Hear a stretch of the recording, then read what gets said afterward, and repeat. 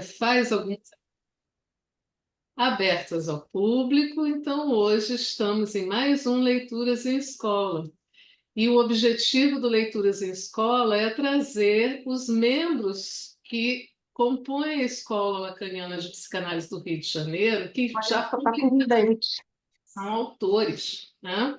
Então hoje nós temos aqui a Sandra Edler, autora de um texto maravilhoso na coleção Freud para ler Freud, que se transforma, né, agora em Freud para ver Freud. Ela vai explicar sobre isso, porque é muito interessante. E o texto dela, Luto e Melancolia, a sombra do espetáculo, vai ser comentado pela nossa colega Natália Figueira. Né? Então, na verdade, a gente não coloca como um debate, a gente coloca como uma conversa, né? Esse tema tão forte, luta e melancolia, e que perpassa os nossos estudos e que está na nossa formação. Então, hoje a gente vai ter o prazer de escutar a Sandra falando sobre o que ela escreveu e a Natália comentando. Depois a gente vai abrir para perguntas, né, para comentários, para conversarmos um pouco mais sobre essa obra. E muito obrigada pelo convite. É Eu um que convite agradeço aí. honroso de falar desse que foi meu primeiro livro. Vou me retirar e deixar para ela a parte visual.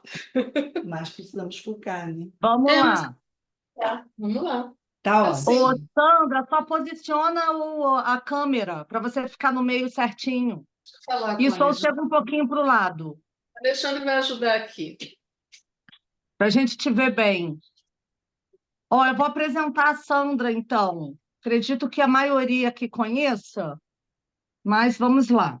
Sandra Edler, psicanalista, doutora em teoria psicanalítica pela UFRJ, autora dos livros Luto e Melancolia e Tempos Compulsivos. A Sandra também é membro AME da Escola Lacaniana de Psicanálise do Rio de Janeiro. Sandra, estou felicíssima de estar aqui com você hoje. Gostei muito da leitura do livro que eu fiz. A minha versão é a do Kindle, então vocês conseguem achar na Amazon, bem assim, de uma maneira bem fácil. O livro que a gente vai trabalhar hoje, então, é uma coleção para ler Freud, Luto e Melancolia, a sombra do espetáculo, tá? É, Natália, eu Bom, agradeço o convite e agradeço a sua presença aqui para nós conversarmos juntos, obrigada. que é um texto que é um verdadeiro portal na obra de Freud. Todos os nossos colegas, todos os nossos membros em formação, nós próprios, voltamos sempre a esse texto, né? Que é um texto. Exatamente. Quem vai estudar a perda, a dor, os quadros melancólicos e as depressões, volta como marco inicial ao luto e melancolia. Isso. E assim, é muito interessante que no texto da Sandra, gente, ela vai fazendo assim uma exposição minuciosa desse texto do Freud, do Luto e Melancolia, né? Trazendo assim todas essas primeiras formulações, e não só isso, porque ao longo do texto ela vai trazendo o que o Freud pôde avançar num depois, né? Depois de 1915. Então, ela traz o conceito de superego, de pulsão de morte e masoquismo, né? Que foi aí um avanço na teoria freudiana para a gente poder pensar luto e melancolia. Isso, É que assim, uma foi, maravilha, Natália. Sandra. Mas olha, foi um pedido da editora Nina Saroldi, com o grupo Civilização Brasileira. Eles fizeram um Aham. desafio, colocarmos Freud no ano em que ele escreveu o artigo e depois contextualizarmos, trazendo para a atualidade. E Freud teve a ocasião de, por 3 vezes, rever esse tema na obra dele, Aham. e as releituras já desse século. Então, é um texto que teve a sua perenidade, né, na história da Sim, psicanálise. sim. Você quer contar para a gente um pouquinho como é que foi escrever essa obra, Sandra? Como é que Olha, isso se deu para você? olha, isso se deu da seguinte forma.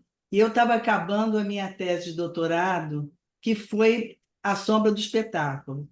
E a Nina Saroldi, ela me fez um convite, na verdade, de integrar essa coleção, que é uma coleção que ainda está em publicação, né? O último, que foi agora Inibição, Sintoma e Angústia, foi publicado do Michel Plon, na França, e ele contribuiu já em cuidados paliativos, quer dizer, foi a última contribuição dele a nós.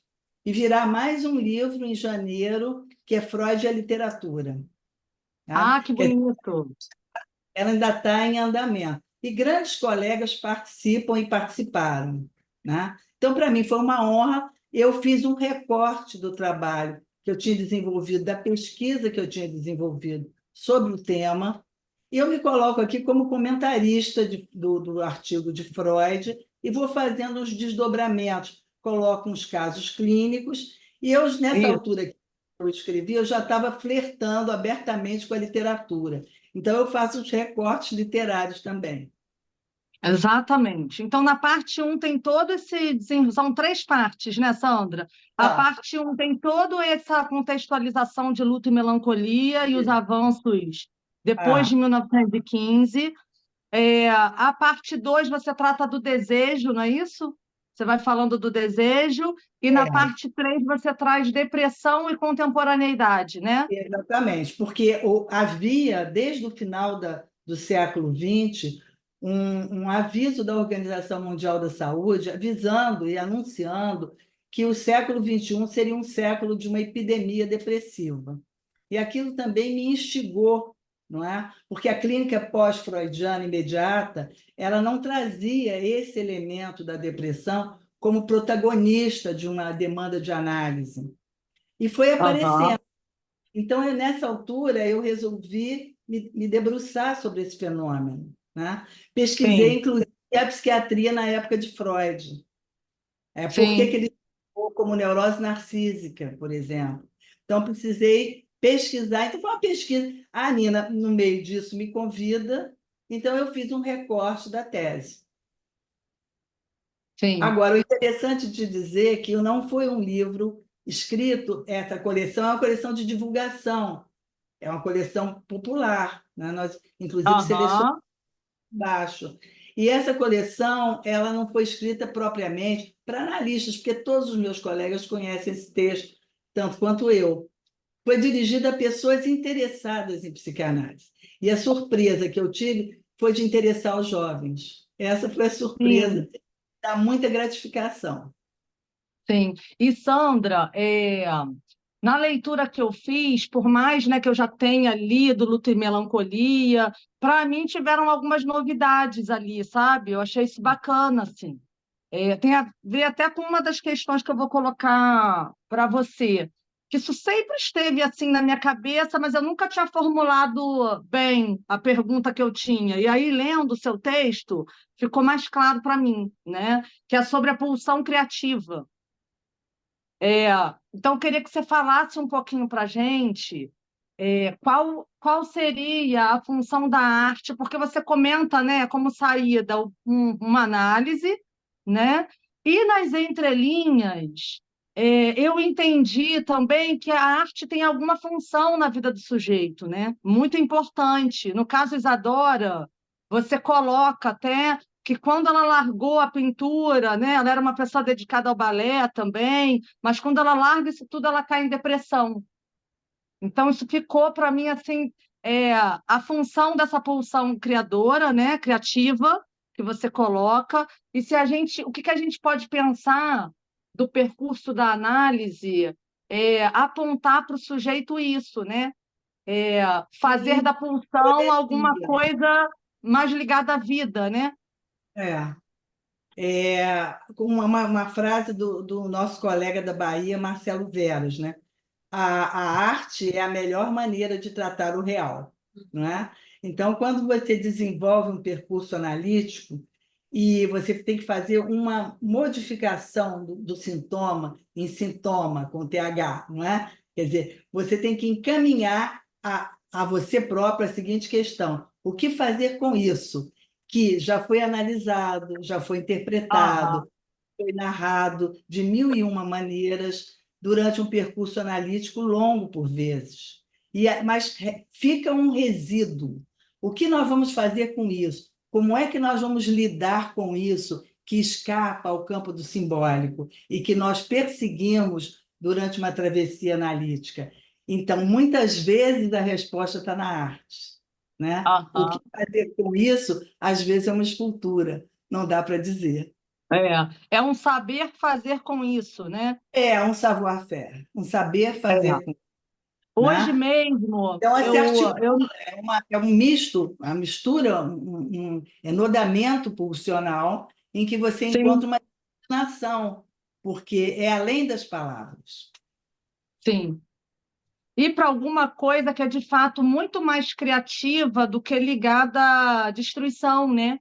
Isso, por exemplo, no caso aqui, eu estou discutindo a questão da face dolorosa da falta, não é? Em que Sim, você, analisando o sujeito melancólico, você vê com essa face chorosa, de lamentação, de dor, mas a mesma falta pode originar o movimento do desejo. Então, assim, sim. você é uma questão do ângulo em que você vê, e nós temos uma possibilidade na análise, que é a possibilidade caleidoscópica, não é? Com as mesmas peças, nós podemos construir uma outra configuração. Isso é uma coisa muito interessante no percurso analítico. Você lidar com as peças, lidar com os restos, os resíduos, os vestígios, e você conseguir montar uma outra maneira de ver e uma outra configuração. É. Isso é bonito, né? De ver acontecer, Temos que né? deixar essa parte da lamentação, da vitimização, muito difícil, por conta até da própria rigidez dos quadros melancólicos, né? Mas você sabe que aconteceu algo muito interessante. Enquanto eu fazia o doutorado, veio a Marie-Claude Lambot, francesa, especialista em melancolia. E ela fez um workshop conosco, alunos, e ela comentou em off, que naquela época não se gravava, ela comentou que estava fazendo um trabalho ligado à pintura, com Sim, alguns pacientes melancólicos e um ateliê próximo e estavam fazendo composições artísticas. Então eu comecei a ver com ela se eu poderia fazer isso com a escrita. E depois obtive alguns resultados interessantes. Assim, não é um material que dê aham, número para uma pesquisa, mas foi da ordem da observação sim, clínica. A sim. E é primeira vez muito. que a Lambotte veio para o Brasil foi a editora, a Companhia de Freud, que trouxe. Olha, foi um Veio espetáculo. através da Companhia de Freud. E depois É, a gente publicou o livro dela sobre melancolia e estética. A exatamente. estética da melancolia. O discurso melancólico também de vocês Também é é nosso. aquele Ela livro. veio por causa do discurso melancólico. O discurso melancólico, passei Nós 2 anos convidamos. estudando e depois tive a oportunidade de conversar com ela. Foi E bem, ela, bem ela fez o seguinte, já baseada nessa clínica dela, em Paris, isso. com os atendimentos que ela começou a ver se fazia uma composição com a pintura, algumas pacientes. Sim. Ela conseguiu. Melancolia é difícil a gente obter algum resultado, mas algum É, resultado. eu ia perguntar sobre isso, Sandra. Então, não só para os estados depressivos, mas você acha que a arte também, de alguma maneira, faz um anteparo ali na melancolia? Por Não quê? dá para Então, e aí eu já afirmar vou. em todos os casos, mas Sim, sim, deslizou bem na experiência da Lambotte com relação à pintura, na minha alguma experiência também com relação à escrita, deslizou bem. sim. Porque é muito comum a gente ter notícias dos analistas pedindo para os pacientes escreverem, né? Essa é uma prática comum, tanto nos estados depressivos como no da melancolia, né? É, inclusive, eu já tive uma paciente melancólica que escrevia coisas belíssimas. Era uma tragédia o que ela escrevia, né? Mas quando eu lia, nossa, era incrível, né? É, Então, de é fato, uma grande questão, né? Se a melancolia tem um parentesco com a escrita, por conta da perda, né? aham, Inerente a. aham, sim. E aí, falando nisso, eu queria que você falasse um pouco, porque você colocou o caso do Stefan Zweig, né?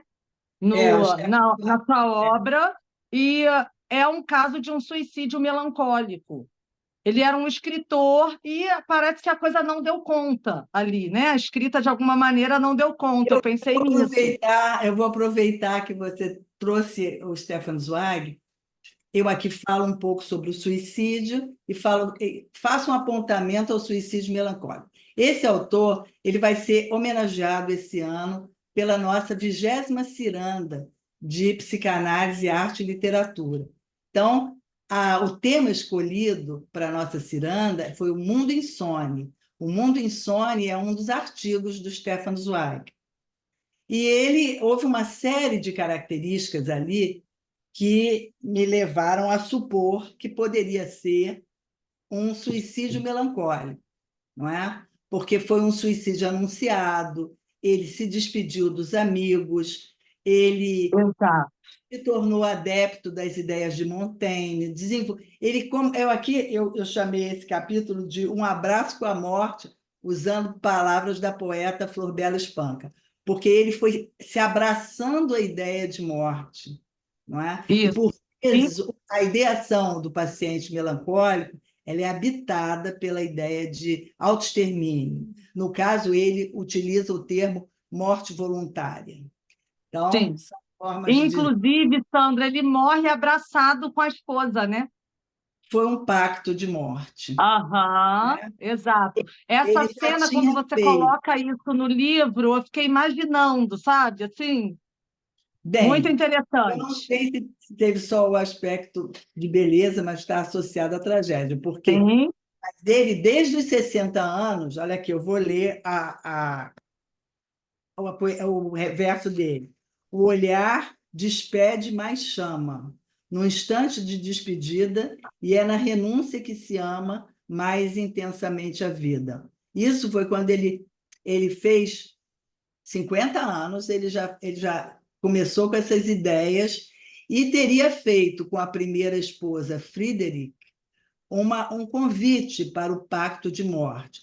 Não era uma ideia estranha à época, o casal querer terminar junto, uma fantasia que às vezes acontecia na vida conjugal, assim, estamos tão bem juntos, vamos terminar juntos. Ele fez um convite a Frederick. Frederick disse que para esse convite ela não aceitava de jeito nenhum e que ele que resolvesse sozinho. Mas ele, antes de morrer, pediu a ela as obras de Montaigne para reler tudo, em Petrópolis, que veio a falecer em 1942, no Carnaval, em Petrópolis. Então, aí, já acompanhado da segunda esposa, Lotte, e ela, asmática, em Petrópolis, os dois em exílio, né? Exílio não apenas de país, mas também de língua. Ele era um escritor, ele estava exilado na própria língua alemã, né? O Brasil, na era Vargas, simpatizante do nazismo. Então, havia toda uma condição social também que deixou essa morte em aberto. E eu tive a impressão, estudando a obra do Alberto Dines, a pesquisa extensa, que tinha sido um suicídio de matiz melancólico. Depois que eu publiquei esse livro, Dionísio publicou um livro dizendo que não, que foi uma armação, que foi uma morte, foi um assassinato e que simulou um suicídio. Mas, olha, se simulou, foi a perfeição, na minha aham, pesquisa, entendeu? sim. Que ela até, O- inclusive, as amigas e distribuiu as joias antes de morrer. Eles tomaram uma substância, parece que foi veronal, não foi feita a autópsia. sim. Ô, Sandra, é, qual seria a especificidade do suicídio melancólico? Porque você traz a coisa assim dele ter avisado, né? Ele falou com algumas pessoas Ele antes, foi ele tendo falava morando sobre isso o tempo inteiro. que não restava mais vida, um posicionamento sugestivo, né? Quem somos nós para sugerir Sim, algo? É uma inspiração para ajudar ao pensamento, né? Ao nosso pensamento. aham, As Freud descreve em Eu e o Isso como todo o pensamento pode ser tomado por uma ideia fixa, no caso, uma ideia de morte, né? Como ele está chamando aqui, morte voluntária. Né? Aham, Não via o futuro, não via o amanhã, né? sim, Existem várias sim. motivações para a morte, mas nesse caso especificamente de um pensamento melancólico, nós podemos supor uma ideia insistente, sabe, aquela ideia fixa, insistente Isso, de concluir a vida, de terminar a vida, chega ao ponto de tomar praticamente todo o psiquismo. sim, sim. Sandra, antes de eu abrir, gente, eu queria fazer uma outra observação aqui para a Sandra, que eu achei muito interessante, e eu acho que está também no Freud, o fato do melancólico ser alguém que não está anestesiado da vida, né? Que ele tem o hiperrealismo. E o Freud Ah, o coloca como se fosse alguém mais próximo à verdade, que enxergasse a verdade. Isso. Queria que você falasse sobre isso, porque isso é muito clínico. A gente escuta isso, né, do melancólico. É como se eles ele cita tivessem uma Shakespeare. visão mesmo com uma lupa, né? Pois é, nós precisamos, já vou passar a palavra à Tereza, que ela está se candidatando a comentar, e tem muito a Sim, comentar sobre. sim, Na verdade, esse hiperrealismo eu observo, acho interessantíssimo. Às vezes eu brinco até com algumas pacientes melancólicas, eu brinco, você está dando uma de Cassandra, porque a pessoa fica vendo o que vem, né? A proa do navio, aham, vai avisando a todo mundo o que vai acontecer. Que o que vai acontecer é que nós todos vamos acabar. Então, o melancólico fica antecipando. E ele está isso, certo. Mas para nós vivermos, nós precisamos de um pequeno véu para isso. podermos cortar a realidade. E o melancólico, ele vê a realidade nua e crua, assim. Por isso ele Aham, precisa da arte. Quando ele Por consegue isso, fazer da arte, digamos, sua parceira, ele consegue, de alguma maneira, não velar, porque. Mas não, dialetizar. o belo a gente sabe que o belo é aquilo que vela o real. Então, eu tenho a É. impressão que e a Lambotte fala isso. Ela fala na estética, na Isso, melancolia. ela fala É, isso. essa proximidade, assim, se ele conseguir relativizar a questão do hiperrealismo e da ideia insistente, obsessiva de morte, ele faz um pouco da arte a sua parceira. E sim. aí usa essa mesma pulsão, respondendo agora a sua pergunta, Natália, para a criação. É, porque, assim, por mais que isso seja um recurso para o melancólico, me parece, eu venho pensando que isso está nas análises de forma geral, entende? O Saber, melancólico, o saber Freud dizia utilizar outros recursos, né? que Que está Freud na chamou arte mesmo. melancolia o caso extremo. Entre os estados Sim, depressivos, essas palavras, mesmo citando da edição alemã, entre os estados depressivos, a melancolia é o mais extremo. Então, a gente é, fala do melancólico, mas pode ser qualquer sujeito em análise. Pode isso, fazer essa forma de tratar o real, a arte. sim. E Obrigada, pode Sandra. Eu ser vou a abrir, arte de bem tá? dizer, que eu acho A que é a arte de bem questão do fim dizer. de análise, que tem a ver com a arte de bem dizer o seu sintoma. Não Sim. Isso. necessariamente ao final de uma análise o sujeito vai se tornar artista, mas ele Senão, pode Aham, fazer bem com o seu sintoma, né? fazer. Que tem, digamos, o mesmo valor do ato poético, não é igual. O ato analítico É, ele não é igual, mas ele é equivalente ao ato poético. é Então, perfeito.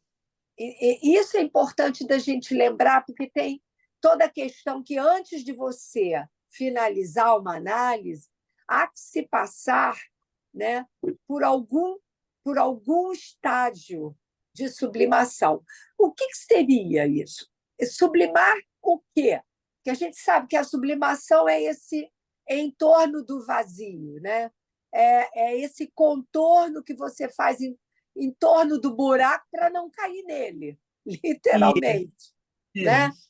Que Ah, você pode fazer isso com as palavras, isso é fato. Eu acho que é um pouco esses que terminam sua análise, não estou falando do passo, estou falando terminada a análise, esses que terminam sua análise, eles, de alguma maneira, precisam fazer bom uso disso que eles arrancaram da experiência. O que eles arrancam da experiência? Eles arrancam a perda. Sim, Eles passam a ter que viver com o fato de que não tem objeto. A perda aí está implícita. O melancólico, ele sabe dessa perda desde sempre. sim. Né? Então, quando ele consegue fazer bom uso de algum nicho artístico, mesmo que ele não se torne um grande artista, mas quando ele consegue estabelecer entre ele e esse buraco o seu objeto artístico, ele consegue, de alguma maneira, sobreviver. Sobreviver. Não necessariamente viver. E não dar o fim, entusiasmo. não dar o fim aqui que nós estamos citando, no caso do Stefan Zweig, de precipitar a finalização. Agora, num paciente comum, com com uma determinada estrutura, com a sua história, etc., é como você diz, nem todos eles vão virar artistas, não é? Eles poderão encontrar uma outra saída, uma outra vereda, mas de alguma forma, eu acho que entra um grau de criação. Eu sem diria, dúvida. Sim, mesmo da também própria acho. um grau de Porque isso criação. faz parte do humano, né, gente? Sim. Faz Mas eu parte queria da voltar ao gente, né? Stefan Zweig. Volte. Eu tenho uma teoria sobre o Zweig, Ah, que eu li muito, que eu continuo lendo, porque eu adoro a obra dele, realmente eu gosto muito. Vocês sabem que eu não achei, hoje eu fui, por acaso, no shopping da Gávea, fui lá na livraria, da tua livraria na janela, não está lá, não está lá. Olha, eu acho que eu comprei o último. Deixa que eu arranjo para você. Porque eu queria É a muito. cura pelo espírito, é a cura pelo espírito. Pois é, eu quero muito esse livro. Porque Mas, ele enfim. fez, desde Mesmer, que ele faz ali. Então, o Zweig, vocês sabem que ele era um pacifista, ele era biógrafo, ele era ensaísta. pacifista, isso.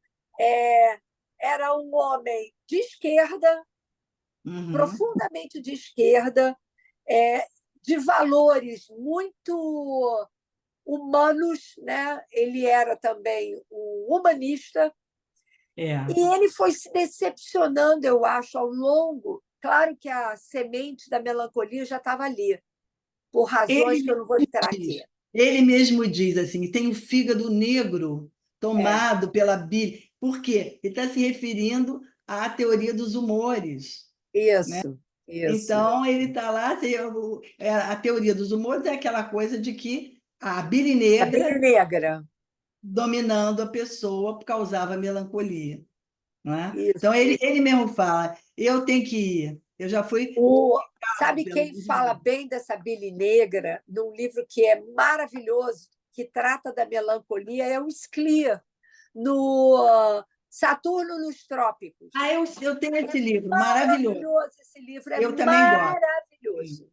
Ele vai historiando. Né? Isso, Desde é muito bonito o livro. É maravilhoso. Mas voltando para o Zweig, ele, por razões da história privada dele, que eu não vou falar aqui, mas enfim, ele desde sempre tinha essa semente da melancolia. Estava lá na estrutura dele. Mas ele foi, porque ele foi, era um garoto, depois um jovem, né, muito inteligente, muito sensível e muito dedicado à leitura, ele foi encontrando nos seus contemporâneos, né, e depois nos seus pares, poetas e escritores, e sobretudo em Freud, porque ele foi falar dessa questão dele, ele foi, aos poucos, cernindo isso que eu estou chamando de um biombo entre ele e o real, que permitiu a ele, durante muito tempo, viver com um certo entusiasmo, digamos assim. Mas Ele quando é causado, Tereza, ele era um ser causado.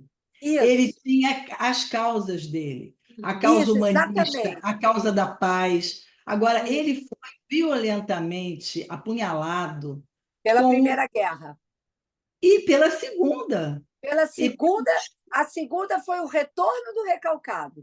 então, Do aí ressentimento. na Segunda Guerra, ele viveu o exílio. Ele Isso. chega aqui no Brasil, a era Vargas, a posição de Vargas era pró-eixo. Então, ele se sente duplamente exilado. Isso. E A ele Olga Benário já tinha sido extraditada. deportado, exatamente. Então, para Extraditada, não, deportada. deportada. Ele Então, ficou com ele medo de se ser refugia extraditado. em Petrópolis, em Duas Pontes, que é um bairro extraordinariamente úmido. E lá ficou numa casa pequena, escura, poucos amigos à volta.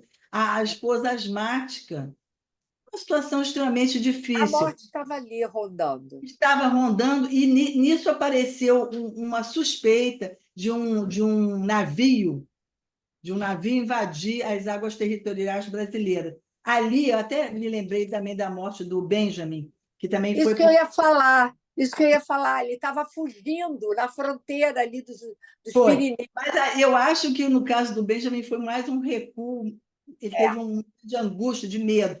O Stefan Zweig estava de namoro com a morte. Você Estava lendo de os namoro. últimos textos, Verdade.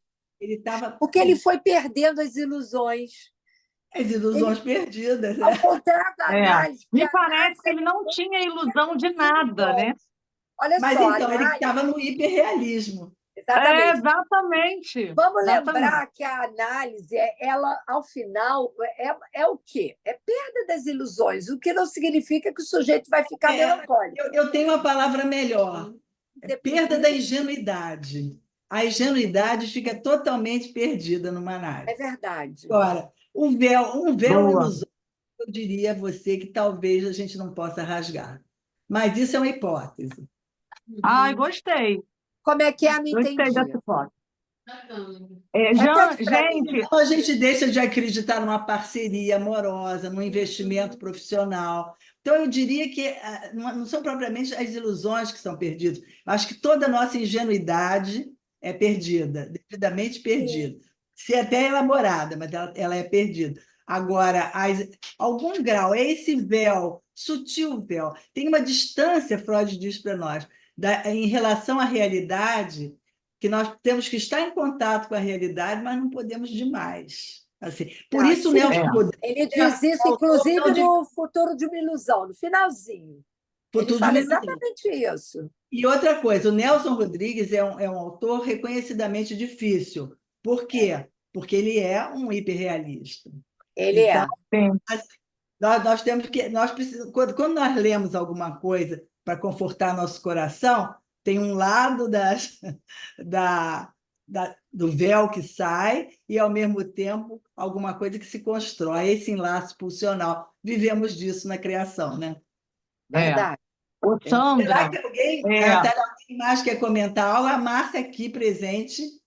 Mas tem gente para falar? Não sei. Não não, sei. vamos lá, Márcia. Eu queria comentar alguma coisa. Cláudia, que Deixa o bom. Claudinha falar depois. Tá. Não, porque eu estava ouvindo vocês falando sobre essa questão do melancólico, né? Nessa condição dele o tempo todo estar lidando com essa morte iminente. E isso acontece muito também na doença física, né? Quando esse real invade aí. Nesse percurso que eu estou lá na cardiopatia, eu percebo isso muito grande, né? E até que ponto essa doença também não providencia para essa criança, né, um estado um pouco melancólico. E o que eu percebo assim claramente é que a saída é a arte vem como suporte para isso, porque a criança já está ali naquele desembaraço, vamos dizer assim, né, sobre essa questão da ingenuidade. Então ela vai ali e traz o desenho, o brincar, até mesmo a escrita como uma coisa de uma saída mesmo para esse real, né, para essa dor dessa possibilidade da morte, que eu acho que tem um pouco a ver com esse quadro melancólico, né? Ele pode Sim. se. Você sabe o que tem em comum? Freud diz em Introdução ao Narcisismo. Ele Sim, diz na doença grave, né? Na melancolia, na idade avançada, muitas vezes todo o investimento libidinal se concentra no eu. Daí tudo isso ser quadro narcísico. É perpassado pela questão narcísica, porque você reinveste o eu totalmente de libido. Isso Freud na primeira tópica, explicando pela primeira tópica, Introdução ao Narcisismo e Luta em Melancolia. Então, repara bem, isso aí pode acontecer na doença grave, na vizinhança com a morte, o investimento retorna todo ao eu. E, através da arte, você consegue uma tentativa de elaboração. Muitas vezes você elabora alguma coisa.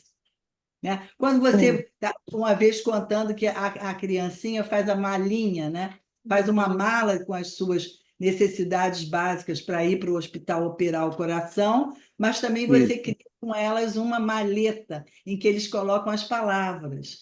Então, Sim, você inclusive. é uma tentativa de elaborar esse difícil momento de lidar com a morte tão próxima, a dor tão próxima. Sim, Tudo que nós pudermos elaborar traz alívio, me parece. com certeza. Gente, prova também assim disso tudo foi a pandemia, né? A gente viu muitas pessoas abrindo surto porque olharam para a morte de uma maneira muito diferente, né?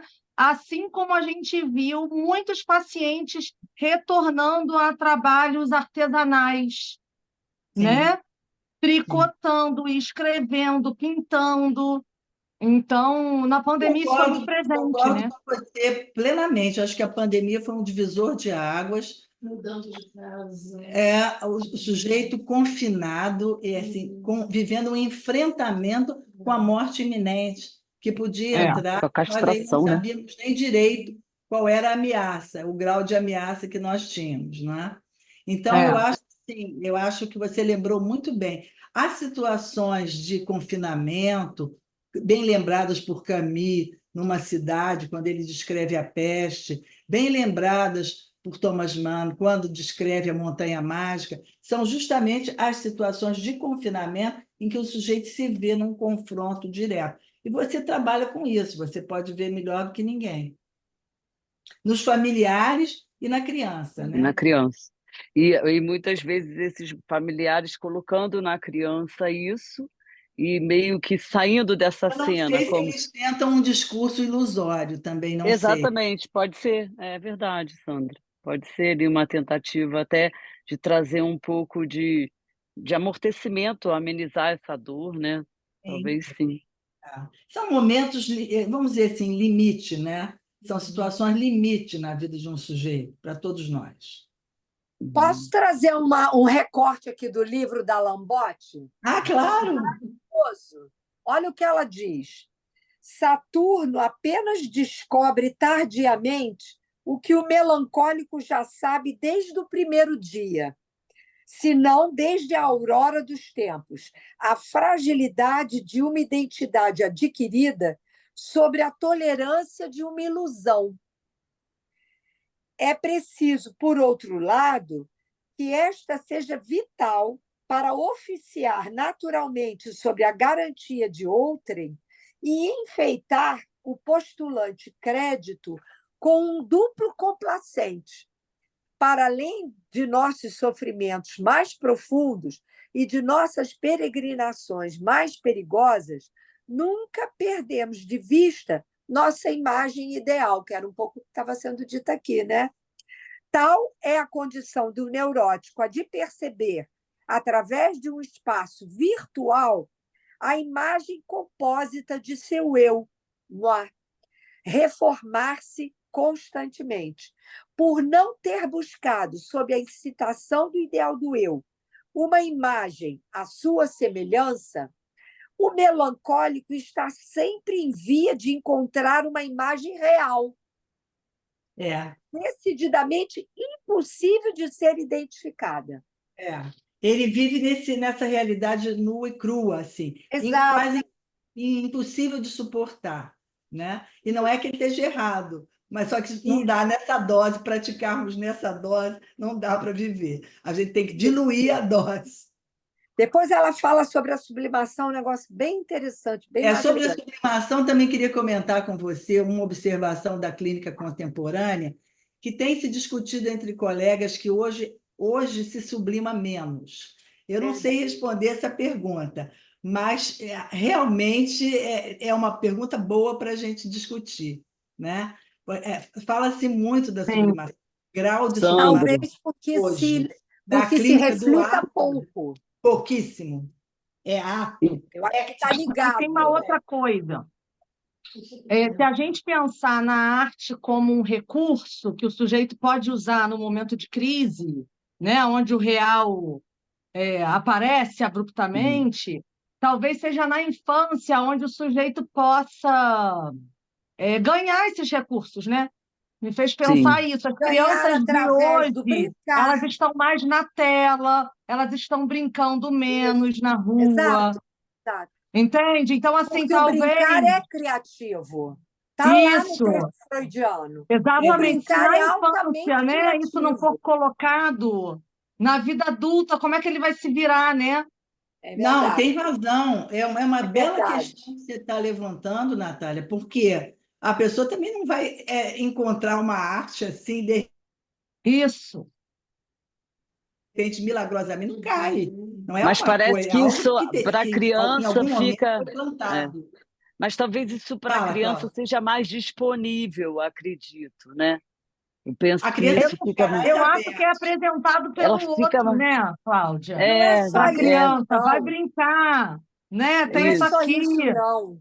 Eu acho que a criança, como ela tem menos censura, ela dispõe melhor dos objetos no entorno quando lhe é oferecido. Quando É lhe bom é que se diga. oferecido. Só Isso, é oferecido a exatamente. tela. É, Então, É. esses recursos ficam muito dificultados. A criança exatamente. não desenha, por exemplo, aliás, pode desenhar pelo computador, só faz aqueles desenhos pré-programados pelo computador. Então, o que Já ela anima. quer? Quando ela for desenhar, ela desenha mal. É E aí verdade. ela vai fazer uma crítica, ela vai Ela, recusar o desenho. Ela só sim, vai ela vai desenhar o tentar desenho. copiar e não criar, que é diferente, né? Vai Exatamente. ser uma cópia, não uma criação. Ah, E tem uma parte do Ontem, livro olha que também que. interessante. Ontem, meu filho de 12 anos tinha um dever que era falando sobre. Era uma entrevista, aí eu que fui entrevistada, sobre a mono. Agora eu não lembro, é quando a pessoa fica desolada sem o celular. Tem um nome, acho que é monofobia, uma coisa assim. nomofobia. Nomofobia. Isso. É... E aí era essa matéria, né? E uma das perguntas que ele fez para mim, ele falou assim: o que você acha do uso do celular nas escolas? Que ele é a favor, claro, tem 12 anos, né? Aí eu fui falando, não, sou contra e tal, porque na hora do recreio, né? Vai brincar de totó, vai brincar de futebol. Mas é um Vai assunto usar que o está corpo, circulando, né? né? Vai Vai usar fazer o esse corpo. movimento do desejo, né, que Sandra tanto fala aí, que é tão bonito Exatamente, isso.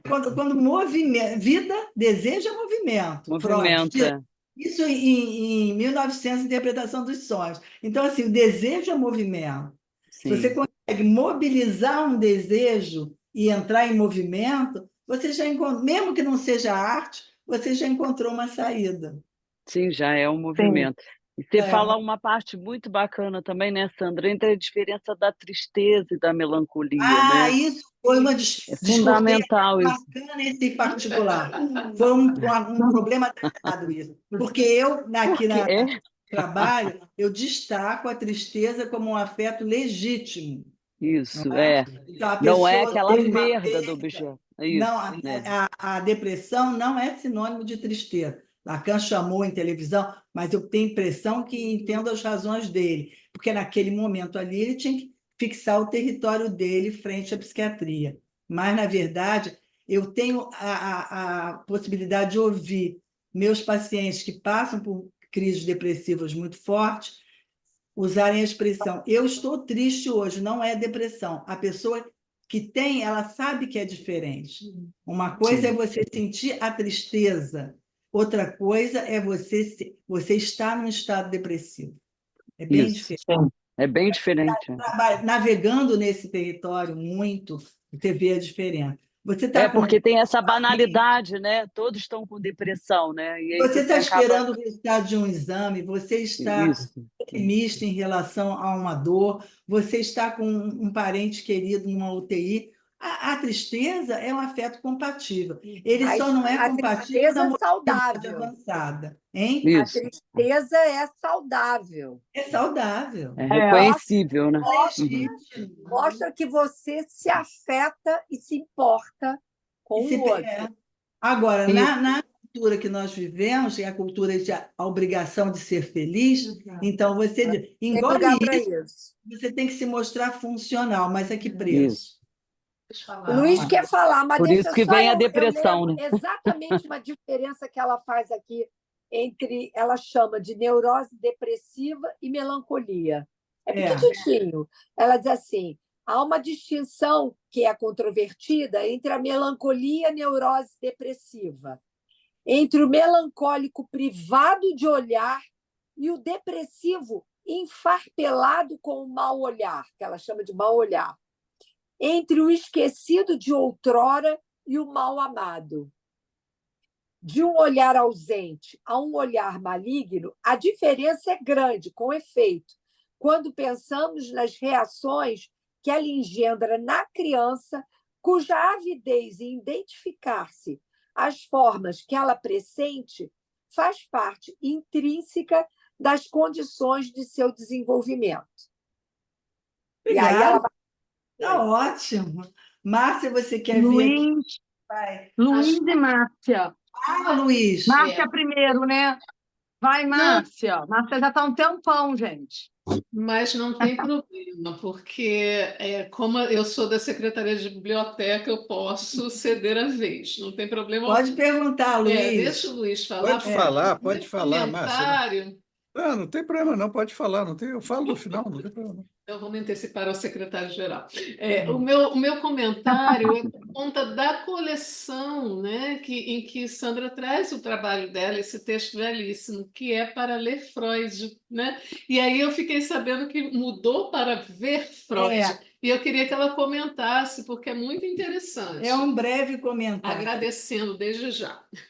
É um breve comentário. Essa coleção Para Ver Freud foi uma grande ideia da editora.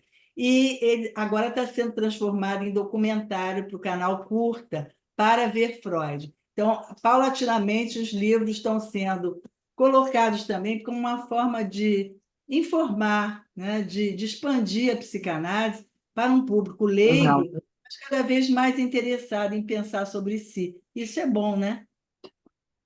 Diz, Ótimo. você queria comentar? Eu queria só comentar uma coisa. Eu acho que às vezes fica se idealizando um pouco essa questão da arte, do falar e etc. É evidente que é uma saída e uma saída possível, mas temos que nos lembrar também que vários escritores escreveram e se mataram. A nossa brasileira Ana Cristina A César, flor e temos dela. o estrangeiro Flor Bela Espanca, e tem os duvidosos. Van Gogh, tem um livro agora, a biografia do Van Gogh, diz que ele foi assassinado, não foi mais suicídio, né? A questão da própria Frida Kahlo, com o problema da perna lá do... O final da vida era uma usuária de heroína, todos esses Opiáceos, só de ela tinha opiáceos, muita. era um sofrimento terrível. Então, também foi uma situação, Eu né, concordo plenamente, complicada. nem todos E, dão conta. A escrita, a arte É. não pode dar conta de tudo. exatamente. E eu queria também Se lembrar um que desse, também né? tem morte duvidosa e que escreveu à vontade foi o Primo Levi, É né? verdade. Escreveu à vontade, caiu da escada. Aí uns dizem que ele se jogou, outros acham que não se jogou. Mas ele passou por coisas realmente indescritíveis, né? Curiosamente, ele não se matou no campo de concentração. Não, foi em casa, foi na Foi em volta, já casa, estava em casa. exatamente. O acidente, o dito acidente, uns dizem que é voluntário, e já li que não foi, né? Então, ou não, ou consciente ou inconsciente, não poderia se deixar de colocar num percurso de uma dramaticidade E muito. numa escrita muito fértil. Sim, e ele tem o livro dele principal é que ele é isto, um homem, que é uma interrogação, e que eu até digo, está vendo por que que o Freud preferia a companhia dos cachorros? Porque é isso o homem? Não só. Pois é. Então, veja só, isso o Freud disse na entrevista dele dos 70 anos, né? E tem uma outra coisa que também, que é preciso às vezes se falar. O Freud, quando entrou no Luto e Melancolia, ele entrou pela vertente da identificação com o perseguidor, né? Não podemos esquecer essa vertente, né? Porque isso é uma outra questão, outra discussão. Eu não vou falar mais nada, eu queria dar só esse pitaco aí, está dado. Não, tá Luiz, ótimo. Luiz, eu adoro esse seu estilo de olha aqui, vem cá. Aí você vai dar uma outra perspectiva. Eu me lembrei Boa. agora, sabe por quê? Ontem à noite, não sei se vocês assistiram o debate, e o Trump disse que, que os imigrantes estavam comendo os pets. Gato e cachorro. Olha, Ui, que situação. É isso, o homem. é isso, Em homem. vez dos cachorros Exatamente. comerem, são os homens que comem. Melhor desenhar cachorro, né? Exato, é a inversão das. Coisa impressionante, realmente. Bem, Mas é alguém horrível. alguém quer fazer um comentário aqui, vocês Só duas dizer estão que foi excelente. É, Tanto muito a bom. sua apresentação Muito bom. quanto as questões que a Natália trouxe e que os colegas também Não é? trouxeram. Muito bom. Dália, Muito bom. bacana, Parabéns. gente. Muito fala obrigada. você. Parabéns às três aí, maravilhoso. Foi Olha, ótimo. obrigada Excelente pela sessão. leitura. Quero agradecer, assim, a Secretaria de Biblioteca tem mais uma atividade aberta ao público que é no próximo mês, em outubro, Letra Revivida. E Leituras em Escola retorna no ano que vem, com outros membros da escola com suas produções, as suas autorias, seus textos. Eu quero agradecer mais uma vez aí a todos, aos presentes aqui também, né? Nós temos pessoas, inclusive, que não são da escola, Que que estão, ótimo. né, visitando, e nos vemos, Que bom. então, numa próxima, no No Leitura próximo. Revivida, no mês que vem. E não esquecendo a Ciranda, hein? A nossa 20ª Ah, Tá Isso. chegando. de 27 e literatura, 28. que é essa parceria da psicanálise com a arte imbatível, Esse todos livro, os anos. esse livro está disponível aqui para consulta na biblioteca. Para consulta, para empréstimo, Boa enfim. tarde a todos. Boa Obrigada pela tarde. escuta. Um Boa beijo, tarde, um gente. beijo, A pessoal. próxima Tchau. atividade agora é 7h30.